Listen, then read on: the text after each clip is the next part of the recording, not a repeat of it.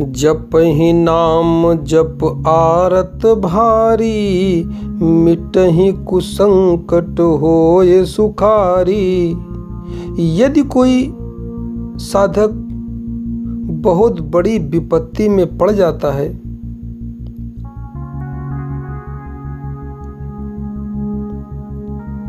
और संकट, कष्ट, परेशानी, पीड़ा, दुख से घबराया हुआ व्यक्ति जब नाम का सुमिरन करता है तो संकट कट जाते हैं, दूर हो जाते हैं, वह सुखी हो जाता है। अब इसका अर्थ यह कदापि नहीं है कि जब आप पर कष्ट पड़े तब आप प्रभु का सुमिरन करें, बल्कि आपका चित्त कभी भी प्रभु की याद और सुमिरन से अलग नहीं होना चाहिए। लगातार प्रभु का सुमिरन चलता रहेगा तो कष्ट आने ही नहीं पाएंगे। और अगर प्रबल संस्कारों के कारण कभी जीवन में थोड़े बहुत दुख आ भी जाएंगे तो नाम लेने से वो स्वतः ही दुख समाप्त हो जाएंगे, दुख मिट जाएंगे। कबीरदास जी ने कहा है ना कि दुख में सुमिरन सब करे, सुख में करे न कोई। जो सुख में सुमिरन करे, दुख काहे कोय। राम भगति जग चारि प्रकारा, सुकृति चारि वो अनघ उदारा। चहु चतुर कहु नाम आधारा, ज्ञानी प्रभु ही विशेष प्यारा। राम अर्थात परमात्मा का संबोधन। परमात्मा के भक्त संसार में 4 प्रकार के हैं।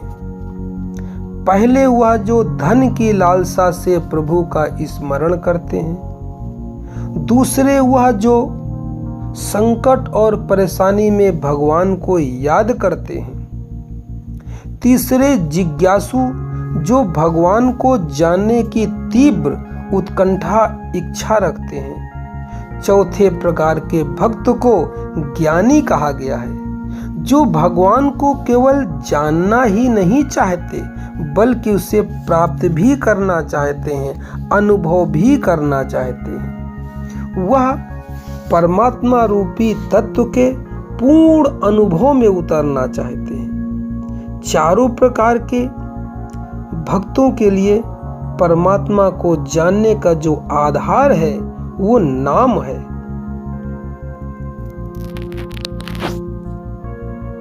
चारों प्रकार के साधकों में जो ज्ञानी साधक है वो भगवान को बहुत प्यारा है। अब प्रभु को प्यारा कहना यह तो मात्र भाव का प्रतीक है।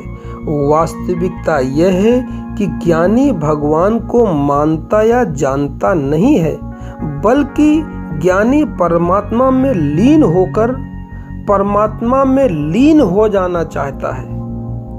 अपनी ज्योति को परमात्मा की ज्योति में मिला देना चाहता है। वह परमात्मा में अगर अतिशयोक्ति न होगी समझ सके तो कहना जाए कि वो परमात्मा होना चाहता है। जैसे सिद्धार्थ भगवान बुद्ध हो गए, उन्होंने परमात्मा को जाना नहीं, सिद्धार्थ भगवान हो गए, भगवान बुद्ध हो गए।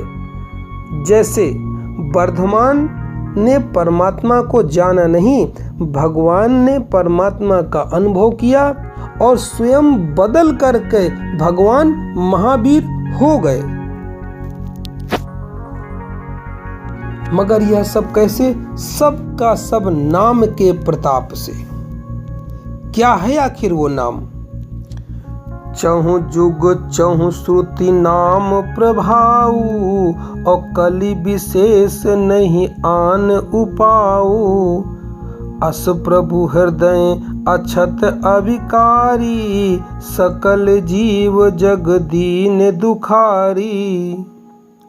चारों युगों में सतयुग, त्रेता, द्वापर, कलयुग और चारों श्रुतियों में ऋग्वेद, यजुर्वेद, सामवेद, अथर्ववेद में नाम का ही प्रभाव बताया गया है।